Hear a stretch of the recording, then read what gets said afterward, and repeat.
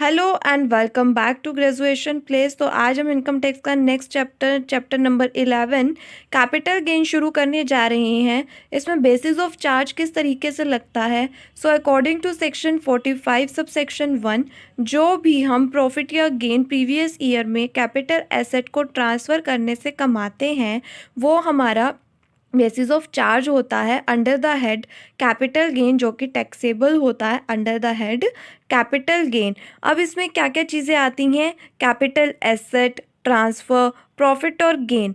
अब ये क्या चीज़ हैं, तो सबसे पहले कैपिटल एसेट क्या चीज़ होती है।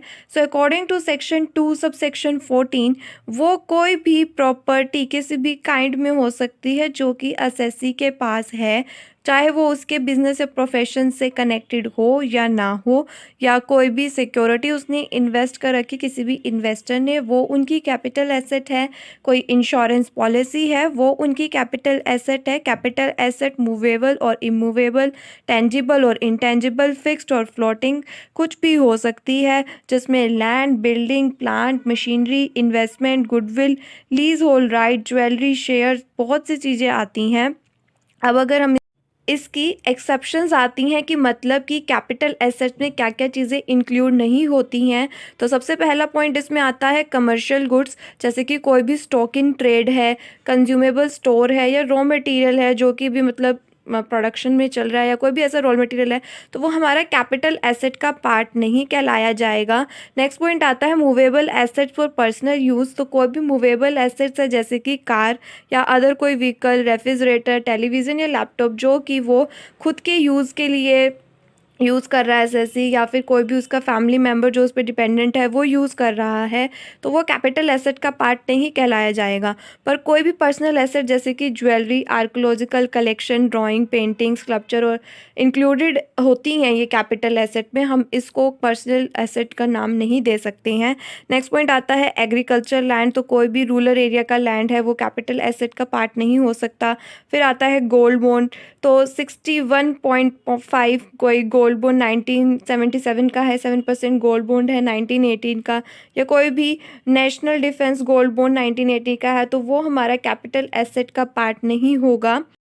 फिर उसके बाद आता है गोल्ड डिपॉजिट बॉन्ड। तो कोई भी बॉन्ड जो है वो गोल्ड डिपॉजिट स्कीम के अंदर इशूड किया गया है 1999 में, तो वो कैपिटल एसेट का पार्ट नहीं कहलाया जाएगा। उसके बाद आता है कि कोई भी अगर सेल्फ जनरेटेड एसेट है जैसे कि बिजनेस की goodwill, right to manufacture, produce और प्रोसेस एनी आर्टिकल, या फिर right to carry on any business और प्रोफेशन, तो वो हमारा कैपिटल एसेट का पार्ट कहलाया जाता है। उसके बाद आता है कि किस टाइप की हमारी कैपिटल एसेट होती हैं। तो दो टाइप्स की हमारी कैपिटल एसेट्स होती हैं, short term capital asset, long term capital asset. तो सबसे पहले शॉर्ट टर्म कैपिटल एसेट कौन सी होती है, जो कि सेक्शन 2 सब सेक्शन 42A के अंडर आती हैं। वो कैपिटल एसेट जो कि असेसी अपने पास 36 मंथ से ज़्यादा नहीं रखता है अपने ट्रांसफ़र की डेट से पहले, उसे हम शॉर्ट टर्म कैपिटल एसेट्स कहते हैं। कोई भी कैपिटल गेन जो कि हमारे को शॉर्ट टर्म कैपिटल एसेट्स को ट्रांसफ़र करने से होता है वो हमारी शॉर्ट टर्म कैपिटल गेन कहलाई जाती है। फिर उसके बाद आता है लॉन्ग टर्म कैपिटल एसेट। तो कोई भी कैपिटल एसेट जो कि असेसी अपने पास 36 मंथ्स के ज़्यादा रखता है ट्रांसफ़र की डेट से पहले, तो उसे हम लॉन्ग टर्म कैपिटल एसेट कहते हैं। कैपिटल गेन जो कि हमारे को लॉन्ग टर्म कैपिटल एसेट को ट्रांसफ़र करने से होता है वो हमारा लॉन्ग टर्म कैपिटल गेन कहलाया जाता है।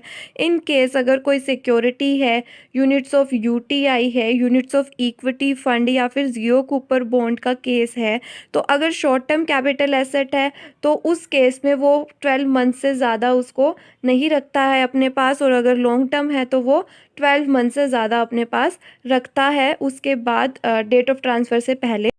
उसके बाद हमारा नेक्स्ट टॉपिक आता है transfer of capital asset according to section 2 sub section 47। Transfer of capital asset का मतलब है कि सेल या एक्सचेंज या रिप्लेसमेंट होना एसेट का। उसके बाद आता है कि कैपिटल गेन का कंप्यूटेशन किस तरह से होता है। तो अकॉर्डिंग टू सेक्शन 48 किस तरह से होगा, सबसे पहले शॉर्ट टर्म कैपिटल गेन को हम किस तरह से कंप्यूट करते हैं। सबसे पहले जो हमारे पास सेल कंसिडरेशन है कि हमारे पास वो एसेट ट्रांसफ़र करने के बाद जो वैल्यू आई, लेस करेंगे उसमें से सबसे पहले कॉस्ट ऑफ एक्विजिशन, फिर कॉस्ट ऑफ इम्प्रूवमेंट, या फिर उसके बाद हमारे को सेल करने से कोई एक्सपेंस हो रहा है, या ट्रांसफ़र हम उसको कहते हैं कि ट्रांसफ़र करने से कुछ एक्सपेंस हो रहा है, तो उसके बाद जो भी बैलेंस आएगा, तो अगर कोई लॉस है तो short term capital loss, gain है तो शॉर्ट टर्म कैपिटल गेन आता है। फिर उसके बाद हम लॉन्ग टर्म कैपिटल गेन को किस तरह से कंप्यूट करते हैं, तो इसमें भी सबसे पहले सेल कंसिडरेशन आएगा कि हमने जो अपना ट्रांसफ़र करा है एसेट को, उससे हमारे को क्या सेल से मेरे को क्या अमाउंट मिली है वो लिखेंगे। लेस करेंगे सबसे पहले index cost of acquisition, index cost of improvement, या फिर कोई सेलिंग या सेलिंग एक्सपेंसेस हो रहे हैं, या ट्रांसफ़र एक्सपेंसेस हो रहे हैं, या हमने कोई अपनी न्यू एसेट परचेज़ करी है वो लेस कर देंगे, या हमने कोई अपना कैपिटल गेन अकाउंट स्कीम में डिपॉजिट करवाई है कुछ अमाउंट, वो लेस कर देंगे, तो उससे हमारा लॉन्ग टर्म कैपिटल गेन या फिर लॉन्ग टर्म कैपिटल लॉस आ जाएगा। अब इंडेक्स कॉस्ट ऑफ एक्विजिशन और इंडेक्स कॉस्ट ऑफ इम्प्रूवमेंट कैसे निकलता है हम वो डिस्कस करेंगे। तो सबसे पहले इंडेक्स कॉस्ट ऑफ एक्विजिशन, तो हमारे पास जो भी कॉस्ट ऑफ एक्विजिशन है इनटू में जब हमने उस क्या कहते हैं एसेट को बेचा, cost of inflation index for the year, तो उस टाइम पर क्या इंडेक्स नंबर है वो यहाँ पर आ जाएगा, डिवाइड में जब हमारे पास वो वाली एसेट आई थी उस टाइम पर उसकी क्या इंडेक्स थी, या फिर जो भी हमारा 1 अप्रैल 2001 को उस एसेट का रिलेटेड इंडेक्स नंबर होगा वो आ जाएगा, जो भी लेटर होगा बाद का होगा वो चीज़ हम यहाँ पर लिखेंगे। बेसिकली जो भी हमारे इंडेक्स नंबर होंगे वो हमारे को हर क्वेश्चन में प्रोवाइड किए जाए होंगे।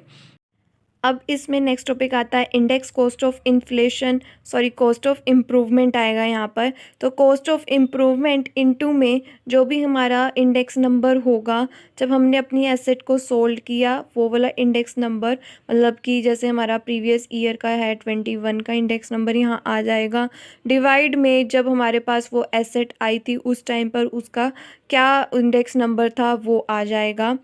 उसके बाद हमारा नेक्स्ट टॉपिक इसमें आता है कि computation of capital gain in case of depreciable assets on which depreciation is allowed on the basis of the written down method according to section 50। तो इसमें क्या होता है कि अगर कोई हमारा कैपिटल एसेट है जिस पे डेप्रिसिएशन लगता है रिटन डाउन मेथड के हिसाब से, तो उसे हम शॉर्ट टर्म कैपिटल एसेट कहते हैं। तो उस पर किस तरह से हमारा कंप्यूटेशन होता है तो वो डिस्कस करते हैं। तो सबसे पहले जब हमने उसको ट्रांसफ़र किया तो हमारे पास जो सेल्स कंसिडरेशन आया वो नोट डाउन कर देंगे, लेस कर देंगे ट्रांसफ़र से हमारे को कोई एक्सपेंसेस हुए हैं या हमारी रिटन डाउन। उसके बाद आता है रिटन डाउन वैल्यू जो हमारी 1 अप्रैल की है। फिर उसके बाद कोई भी हमने न्यू एसेट परचेज़ करी है उसकी कॉस्ट लेस कर देंगे, तो हमारा शॉर्ट टर्म कैपिटल गेन या शॉर्ट टर्म कैपिटल लॉस इससे आ जाएगा। आज के लिए बस इतना ही। अगले के टॉपिक हम अपना नेक्स्ट वीडियो में डिस्कस करेंगे। अगर आपको मेरा वीडियो पसंद आया हो so please do like share and subscribe my channel and don't forget to press the bell icon. And अगर आपको मेरे लिखे हुए नोट्स चाहिए हो तो आप मुझे मेरी जीमेल पे कांटेक्ट कर सकते हैं। My Gmail ID graduationplace756@gmail.com। Thank you.